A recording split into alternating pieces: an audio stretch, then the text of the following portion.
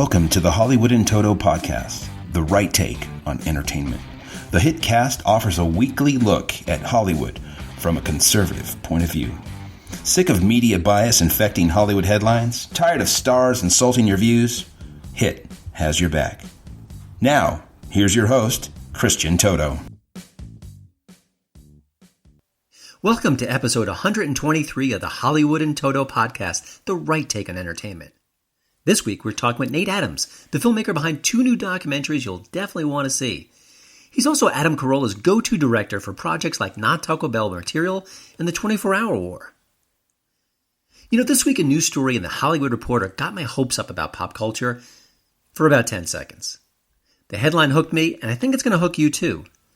For pro-Trump comedians, business is booming. Really? That's not what I've been reporting on at HollywoodinToto.com for the past 2 years. Just the opposite.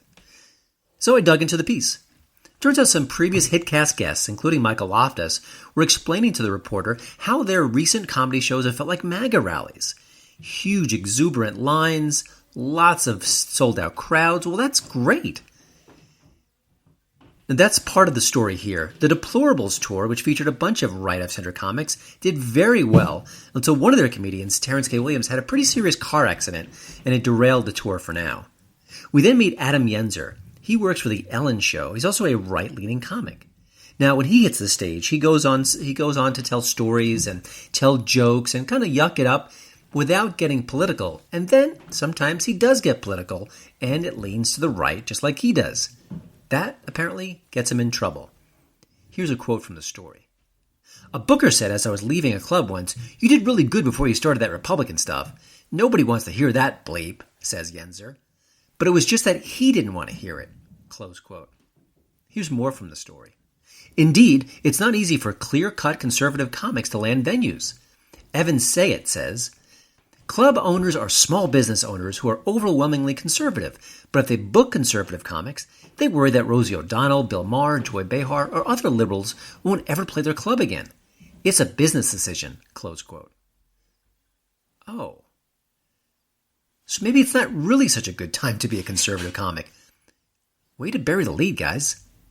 Now, that's the real situation that comics face today, especially ones on the right.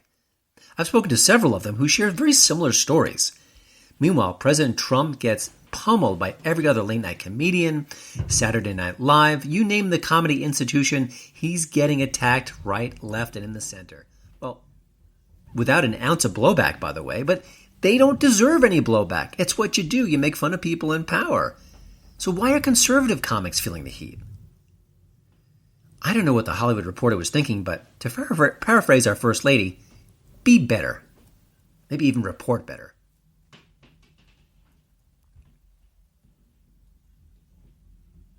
Now here's the celebrity tweet of the week. This week's winner is Mia Farrow. Now you have to see Mia Farrow's Twitter account because it might just be to the left of Bernie Sanders. You gotta see it to believe it. So it's not a shock to see her reacting favorably to New York City Mayor Bill de Blasio quoting a murderous homophobe like Che Guevara. The unpopular mayor had to walk back his Che love this week, but Mia Farrow wasn't pressuring him to do the same. In fact, she took a very different tactic. Here's her tweet sharing some quotes from famous people on that particularly murderous thug. Nelson Mandela said, "An inspiration for every human being who loves freedom."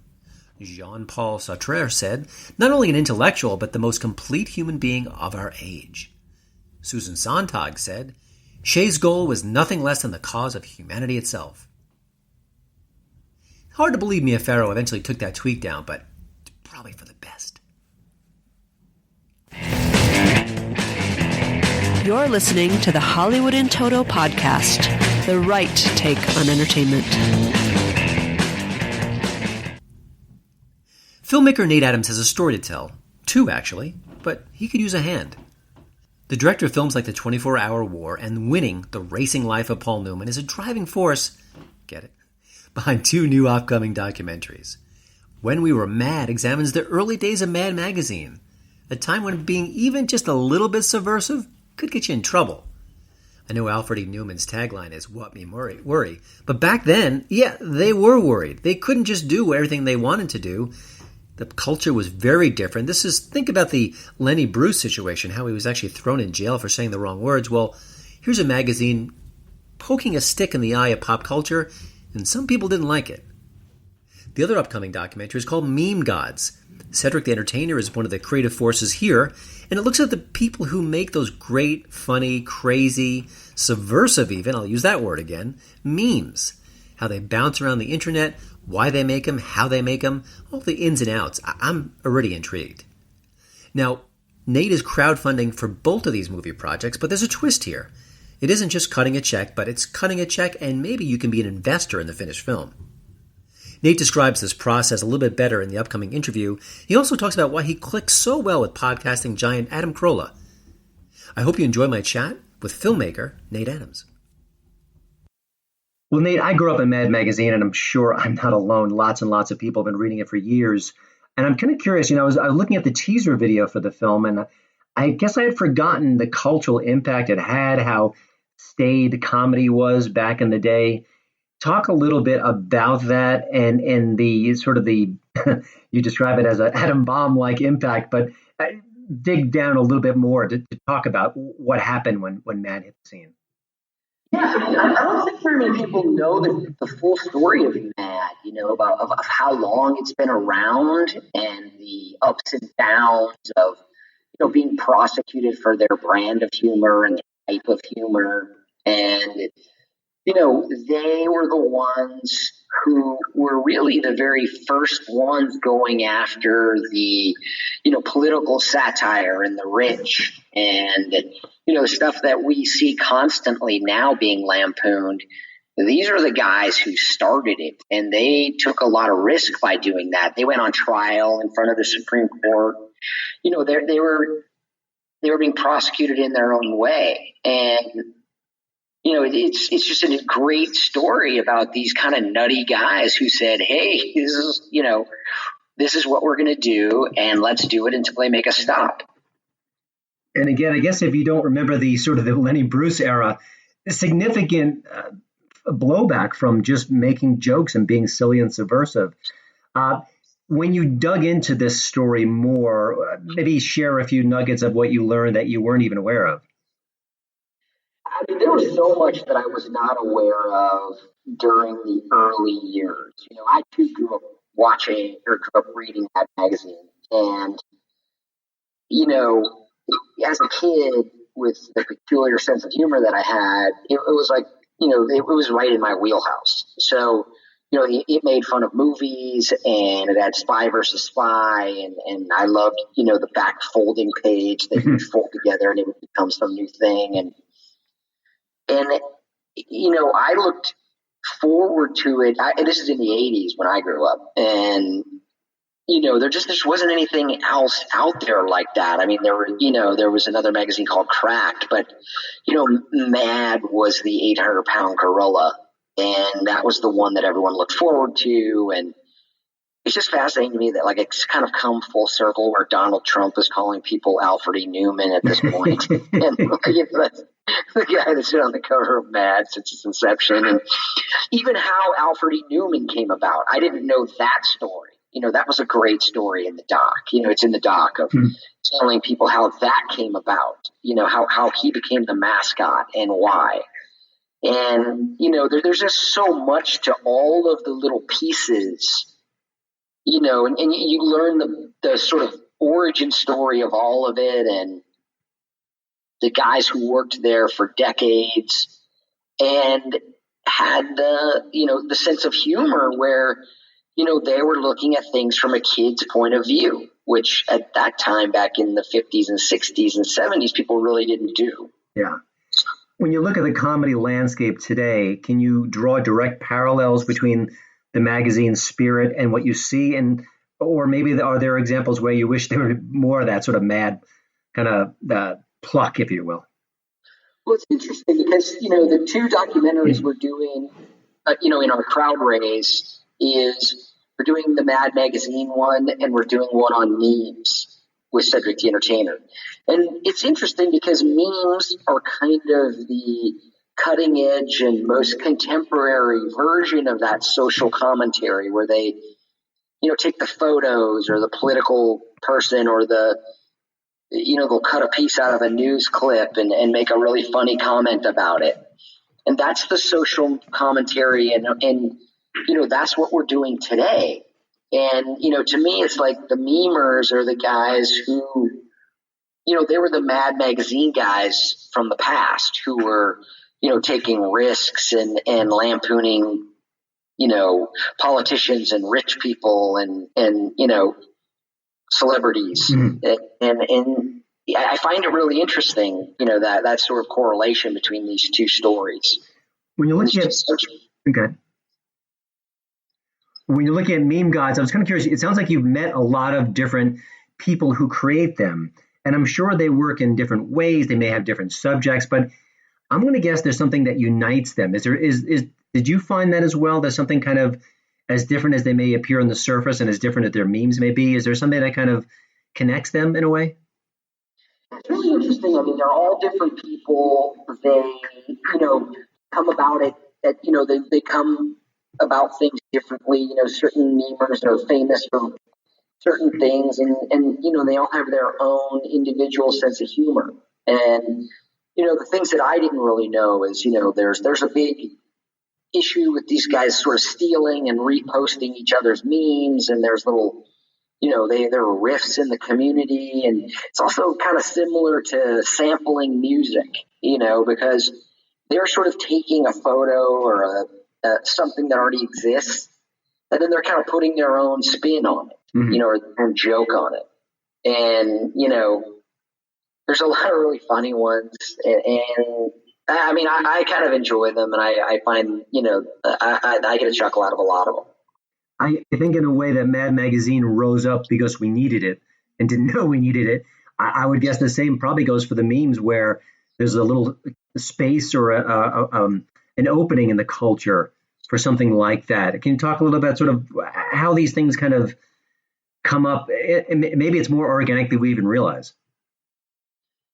Yeah, it's really interesting. And I agree with you about, we didn't know we needed Mad Magazine, but we did, because Mad Magazine was, Mad Magazine made fun of the president, whether it was Obama or Trump or Jimmy Carter or Nixon, just depending on who it was, they lampooned him no matter what. And, they made fun of Congress and the politicians and the sort of, idiocracy, or however you want to say it, of what goes on in Washington and with rich people, and and also the state of usually in each episode they'll lampoon a movie or a TV show, like the Game of Thrones one was good. And it's great to see that,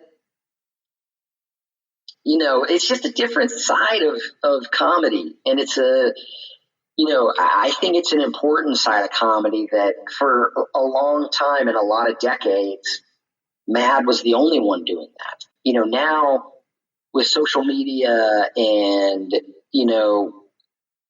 so many online platforms and distractions, when I was a kid, which is what all old people say, we just had Mad Magazine was the only thing like that. There wasn't anything else. I didn't even have an option to look at other stuff, really. That was it. And it was the best. So my memories, and a lot of comedians and people that we've spoken to, it's, and we're doing some new interviews with some new comedians. It was very inspirational to a lot of people, because it told kids that had a goofy sense of humor, there's other people that think like you. Mm. Yeah, which seems like a minor thing, but it isn't if that's what connects with you and that's what your sense of humor is. I was kind of curious, you've done a bunch of projects now with Adam Carolla, and if you haven't seen the 24-Hour War, I highly recommend it. It's a great documentary, and I'm not a car guy, so it's, I'm not the audience, but it's still excellent. How did the two of you meet? And well, let's just start there. I have a follow-up. Yeah, that's the documentary that the movie Ford versus Ferrari with exactly. Matt Damon and Christian Bale is based on. And unfortunately, they did not employ our services, but they told the same story in the movie. So yeah, we highlighted Ken Miles, who's the driver that Christian Bale plays in the movie, and he has an incredibly tragic story, which is ripe for cinematic exploitation. And Matt Damon plays Carroll Shelby, and we're just finishing a new documentary on Carroll Shelby's life, which should be done at the end of next month. So that will also be out ahead of that movie, which should be cool. We can all do a lot of homework before the Matt Damon film, that's for sure. Yeah. Well, working with Adam Carolla, I listen, I've been a fan of his for a long time. I was kind of curious, you get to see a different side of him, the creative side, the behind the scenes, Adam Carolla. What can you share about that might intrigue us or might explain sort of the version we hear versus the version behind the scenes? Yeah. Adam, what I tell people is Adam is eerily similar to the guy on the podcast. So, he literally just called me 5 minutes ago from his podcast while I was at lunch because I found a pair of sunglasses and put them on the shelf instead of telling everyone I found them. So he was wanted to question me about what my thinking was for doing that. But, Adam's actually a really great person to work with because Adam is story-wise. So my background is writing and filmmaking. I mean, that's what I do, and that's what I've always done for 15, 20 years. And Adam is a car guy through and through. Adam knows way more, Adam's forgotten more about cars, if he ever forgets anything, than I probably will ever know. But the subjects that we do our documentaries on, I am incredibly well versed on because of the nature of what we do. But Adam always amazes me, because I would never think of Adam as a good storyteller. That's not my, that's not what comes to mind when I think about him. But in reality, Adam and I did the Paul Newman documentary. We did the 24-Hour War. We did a documentary on Willie G. Ridge, the first black driver in the Indy 500, and this new Carroll Shelby one. And, Adam has an incredible sense of story. Most people do not. He really understands drama and, how to set things up. I think for him it's kind of like the way jokes work, where you'll set something up and pay it off later. And, things that don't pay off don't make sense to him. So, we think very much alike. And what fortunately we found and why we've worked together for so long, I think, or, why he's worked with me, is because we have very similar sense of taste and what, kind of what works for us, both story-wise, dramatically, emotionally, and also the setup and the context and the theme of the story. Gotcha. So, to me, I'm basically the short answer to your question is I'm amazed at how articulate he is in story. That is kind of really fascinated me throughout the years of us working together. Gotcha. I was curious. Now, this is a crowdfunding campaign for the two new films, but it's a little bit different because you can have, I guess you could say, skin in the game. So can you maybe just kind of break that down? I know that can be a complicated issue, but I figured you'd have a better way of explaining it all. It's super cool because what happened is, we got approached by this company called Micro Ventures, and what they do, because, we've done a few crowdfunding campaigns. We did Road Hard, which is the feature film we did. We did a crowdfunding campaign and raised $1.5 million and made that movie. And it was awesome. We did another, they did No Safe Spaces. I didn't do that one with Prager. And those basically, if you put in money, you get, a t-shirt or a credit or, you get something, but you don't financially participate in the films. And these two films that we're doing, Mad Magazine and Meme Gods, you are literally like an investor. You're investing in them and you get paid back, and you get paid back percentage on your money, and you participate in any profits the same way that anyone who invests in any film would. And it's just the great thing is you don't have to put, $500,000 up yourself. You can put up 100. It starts the least amount you can invest is $100. Mm-hmm. And, all the information I'm not really supposed to talk too much about because it's an SEC based raise. Gotcha. I'm not supposed to talk too much about how it works, but the truth of how it works is you just go to microventures.com/Adam, gives you all the information. You can see the trailers on the documentaries, both Mad and Meme Gods and all the people involved. Cause it's a ton of great people involved in both docs, and, that's kind of how we do it. And we've been successful with the docs we've made to date, and we feel like these are going to do well as also. So, yeah. And Cedric the Entertainer is one of the key forces behind the Meme Gods. So that's a big plus right there. So he's a funny he's guy. been great, and it's Shaq and 50 Cent and Mila Jovovich and Mario Lopez. There are tons of people in that doc. Everyone loves those memes. So, I was curious with the kind of films you make, which are smart, which are interesting, which are kind of off the beaten path, you could say, because they're not the same kind of stories you're seeing elsewhere. That's all great. But we're living in a time where superhero films are bludgeoning everything else at the box office, and it's harder for smart, smaller films to kind of break through. Do you find it kind of frustrating, or do you find there's an opportunity in telling a different kind of story? What's your approach as a filmmaker right now? I think you're absolutely right. It's a complicated market out there, but I think there's the great thing that's happened with streaming platforms and the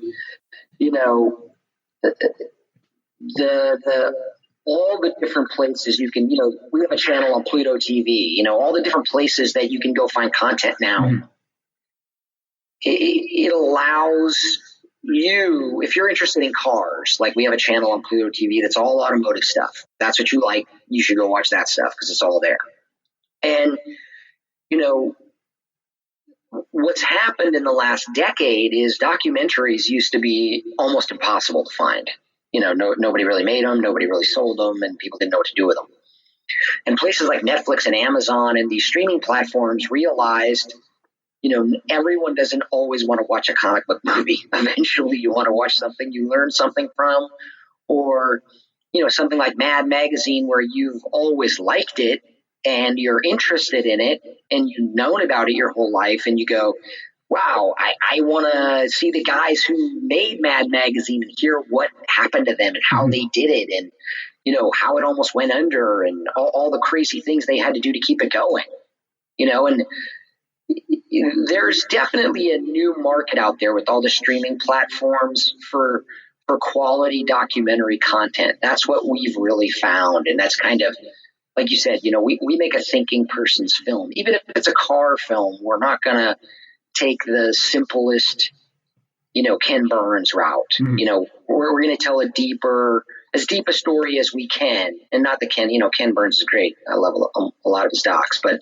that's a very specific way to make a film. And, we're trying to mix it up and make it exciting and really move the needle on these. It's funny you mentioned that, because I know this is anecdotal, but when I talk to friends about what they're watching on Netflix or Amazon, they often say, this new documentary, have you seen it? It's so-and-so. And then they go into it. They go, oh, it's fascinating. Even my mom, who's in her 70s, she talks about that too. So yeah, I think it's a great point. And I do think there's sort of a new opportunity. And while Avengers Endgame sucks up a lot of the oxygen, there's still other stuff out there, and there's still a hunger for it. One last question. I wonder, you strike me as someone who has a lot of different plates spinning, and I think you've got that right now with the different projects. Is there sort of an ultimate documentary or ultimate feature you've always wanted to do that's just beyond your reach, or maybe even kind of within your fingertips at the moment? Yeah, I have a few, and I grew up my whole life as an amateur wrestler, and I do stuff with USA Wrestling. A good friend of mine that I grew up wrestling with is a coach of the United States Olympic team, and so I have a story in that in wrestling that I really want to tell. Mm-hmm. So that's kind of the thing that I'm pushing on getting that made. It's difficult, like you said, because I have a million plates spinning, and you've got to keep the ones spinning that keep your company going. So it's always a challenge, but that's the story that I will tell one day. Well, sounds good. Well, Nate, thank you for joining the HitCast. Of course, you can find out all about Nate's films a bunch of different ways. Let's start with microventures.com/Adam. That's where you can find out about the Mad Magazine film and also Meme Gods. You can contribute to those crowdfunding campaigns and maybe make a little cash yourself. Find out more details about that. And chassis.com, more information about some of your work, including the 24-Hour War. I heartily recommend that film as well. Also at the Hollywood in Toto page, you'll have all the show notes and all the links possible. Thanks so much, and we will talk again. Thank you, Chris. Thank you for everything. Well, thanks again for listening. Don't forget to check out HollywoodInToto.com for both the show notes and, of course, the latest entertainment news. Please follow me at Twitter at HollywoodInToto. And we'd love it if you leave a podcast review over at iTunes. See you next week.